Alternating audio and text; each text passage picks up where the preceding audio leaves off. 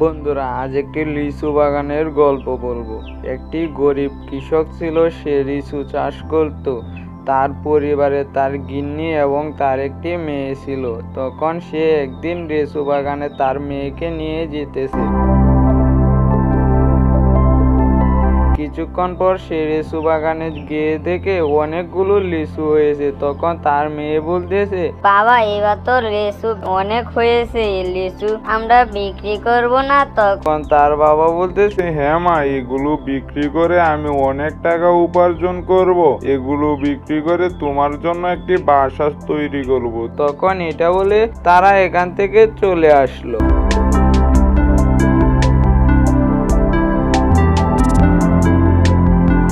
এদিকে আবার একটি ভূত চলে আসে। ভূত এসে বলতেছে, এবার ওই সাধুর কাছ থেকে অনেক দূরে এসে বলেছি, আর আমাকে কখনো ধরতে পারবে না। তখন সে গাছের নিচে বসে আছে। তখন উপরের দিকে তাকিয়ে বলতেছি, এগুলো কি ফল? তখন একটি ফল ছিলে খেলো, খেয়ে বলতেছে, এগুলো ফল নয় তো, এটি তো অমৃত। এটা বলে বলতেছে, অনেকদিন আমি এগুলো খেয়ে থাকতে পারবো, আমার খাবারের ব্যবস্থাও হয়ে গেছে। এটা বলে সে ঘুমিয়ে গেল সেখানে। এদিকে আবার তার মা রান্না করতেছে। তখন তার মাকে বলতেছে, মা, তুমি কয়েকদিন কষ্ট করো, তারপর আমরা অনেক বড় বাসা তৈরি করব, সেখানে সুখে দিন কাটাতে পারবা। তখন তার মা বলতেছে, কি দিনের বেলা এসব স্বপ্ন দেখতেছো? আমাদের গরিবের আবার বড় বাড়ি হবে। তখন মেয়ে বলতেছে, না মা, আমাদের লিচু বাগানে অনেকগুলো লিচু হয়েছে, এই লিচু বিক্রি করে বাবা বলেছে অনেক বড় একটা বাড়ি তৈরি করবে। তখন সে বলতেছে, তাহলে তো ভালোই। তখন এটা বলে তারা বাসায় চলে গেল।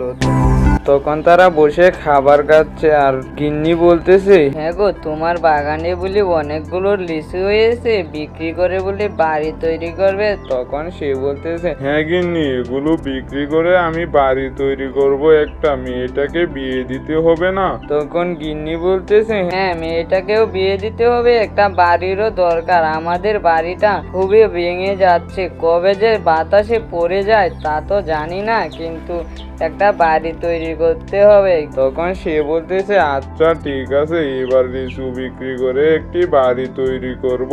এই বলে তারা খাবার খেয়ে ঘুমিয়ে গেল। পরের দিন সকালে লিচু বাগানের দিকে রওনা দিল। লিচু বাগানে গিয়ে দেখে একটি গাছের লিচু নেই, কে যেন খেয়ে ফেলেছে। তখন সে বলতেছে, হায় হায়, আমার লিচুগুলো কোথায় গেল? সবগুলো লিচু খেয়ে ফেলতেছে, এই গাছের লিচু কোথায় গেল? সেটা বলে সে অবাক হয়ে বলতেছে, না, এগুলো করলে তো চলবে না, আমার লিচু বাগানে পাহারা দিতে হবে। তখন সে গাছে অনেকক্ষণ পাহারা দিল, কিন্তু কেউ আসলো না।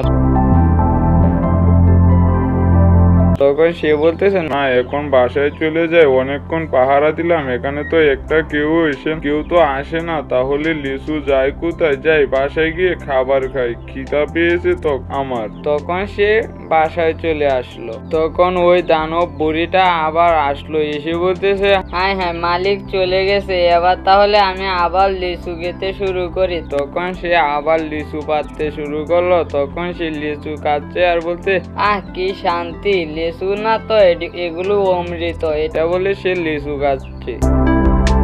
তখন সে বাসায় গিয়ে গিন্নিকে বলতেছে, গিন্নি শুনো, আমার লিচু বাগানে একটি গাছ থেকে কে যেন লিচু খেয়ে ফেলেছে। এই লিচুগুলো নিয়ে তো আমি আর পারি না, এই লিচুগুলোকে আমি কিভাবে দেখবো? এখন কতক্ষণ দাঁড়িয়ে ছিলাম, কিন্তু কেউ আসলো না, খিদে পেয়েছে তাই খেতে আসলাম। দুমুঠো খেয়ে আবার লিচু বাগানে গিয়ে পাহারা দিতে হবে, কিছুদিন পর আবার বিক্রি করে দেব। তখন সে খাবার খেয়ে লিচু বাগানের দিকে রওনা দিল। এদিকে আবার ওই রাক্ষসীটা লিচু খেতেছে। তখন সে যে দেখে আরেকটি গাছের লিচু যেন কে খেয়ে ফেলেছে। তখন সে মাথা হাত দিয়ে বলতেছে, না, এসব হলে তো চলবে না। আমি এবার ভেবেছিলাম লিচু বিক্রি করে আমি একটা বাড়ি তৈরি করব, কিন্তু সব লিচু খেয়ে ফেলতেছে, এখন আমি কি করব? তখন এটা বলে সে বসে আছে। তখন আবার সন্ধ্যা হয়ে যাচ্ছে, তখন সে বলতেছে না, সন্ধ্যা হয়ে যাচ্ছে, এবার বাসায় চলে যাই। তখন সে বাসায় চলে আসলো। তখন আবার ওই রাক্ষসীটা এসে লিচু খেয়ে তখন বলতেছে রাত হয়ে গেছে, এবার আমি ঘুমিয়ে যাই। তখন সে ঘুমিয়ে গেল। তখন ওই লুকো বাসায় এসে ঘুমিয়ে গেল আর ঘুমিয়ে ঘুমিয়ে চিন্তা করতেছে আমার লিচু কে যেন খেয়ে ফেলে। এখন আমি যদি লিচু বিক্রি করি তাহলে তো কম টাকায় বিক্রি করতে হবে, কিছুদিন পর বিক্রি করলে আমি অনেক লাভ হবে, কিন্তু এদিকে আবার সব লিচু যেন কে খেয়ে ফেলতেছে। তখন পরের দিন সকালে সে যেয়ে দেখে একটি রাক্ষসী বসে বসে লিচু খাচ্ছে। তখন ওই রাক্ষসীর কাছে যেতে রাক্ষসীটা এখান থেকে উড়া দিয়ে সে চলে গেল। তখন সে বসে বসে কান্না করতেছে, রাক্ষসীটা আমার এখান থেকে লিচু চুরি করে খাচ্ছে, কিন্তু ওকে তো আমি ধরতে পারবো না, তাহলে কি আমার বাগানটাকে বাঁচাতে পারবো না? তখন সে বসে আছে। তখন এক লোকের কাছে গিয়ে বলল, তখন সে বলল যে সাধু আছে ওই সাধুর কাছে গিয়ে বলো, তাহলে ওই সাধু তোমাকে একটু সমস্যার সমাধান করে দিতে পারে। তখন সে বলতেছে কোথায় আছে ওই সাধু? তখন সে বলতেছে বট গাছের নিচে বসে আছে। তখন সে বলতেছে আচ্ছা ঠিক আছে, তাহলে আমি ওই সাধুর কাছে যাব। এই বলে সে সাধুর দিকে রওনা দিল। তখন কিছু দূর যেতে দেখতে পারে ওই সাধুটা বট গাছের নিচে বসে কি যেন মন্ত্র পড়তেছে। তখন ওই সাধুটার কাছে গিয়ে বলল, বাবা, আমার লিচু বাগানে একটি রাক্ষসী এসে প্রতিদিন লিচু খেয়ে যায়, আমার লিচু বাগানটাকে শেষ করে দিচ্ছে খেয়ে। তখন সে বলতেছে কোন রাক্ষসী? তখন সে তাকে বলল, একটি সাদা কাপড় পরে একটি কালো রাক্ষসী সে বাগান থেকে লিচু খেয়ে যায়। তখন সে বলতেছে ওই রাক্ষসীটাকে আমি বন্দি করেছিলাম, কিন্তু আমি এখান থেকে এক জায়গায় চলে গেছিলাম, সে কারণে সে এখান থেকে চলে গেছে। ওকে আমি খুঁজতেছি কিন্তু কোথাও পাচ্ছি না। তখন সে বলতেছে তাহলে কাল সকালে ওই রাক্ষসীকে গিয়ে আমি ধরবো। তখন বলতেছে আচ্ছা ঠিক আছে বাবা, তাহলে আমি এবার আসি। বলে সে বাসায় চলে আসলো।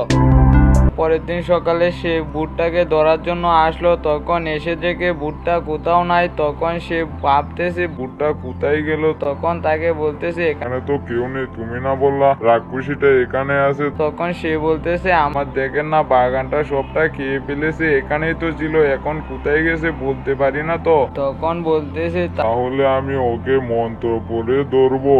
এই বলে সে মন্ত্র পড়তে শুরু করে। তখন ভূতটি আবার তার মন্ত্র শুনে হাজির হয়ে গেল। তখন ভূতটিকে বলতেছে তুই বন্দি হয়ে যা। তখন ভূতটি বলতেছে না, তুমি আমাকে বন্ধ করতে পারবে না। তখন সাধু বলতেছে না, তোকে আমি বন্ধ করব। তখন সে আবার মন্ত্র পড়তে শুরু করলো। তখন সে মন্ত্রের মধ্যে ভুল পড়ে বলেছে। তখন ভূতটি আবার তার কাছ থেকে চলে গেছে। তখন সে ভূতটিকে খুঁজতেছে।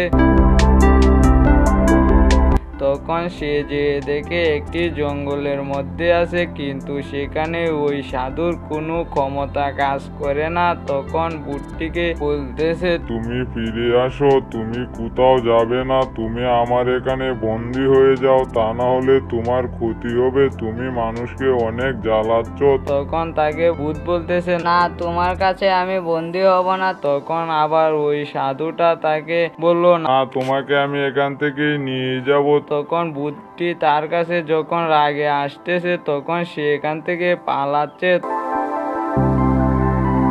তখন ভূতটিকে তার আওতার ভিতরে নিয়ে গিয়ে সেখানে বন্দি করে ফেলে।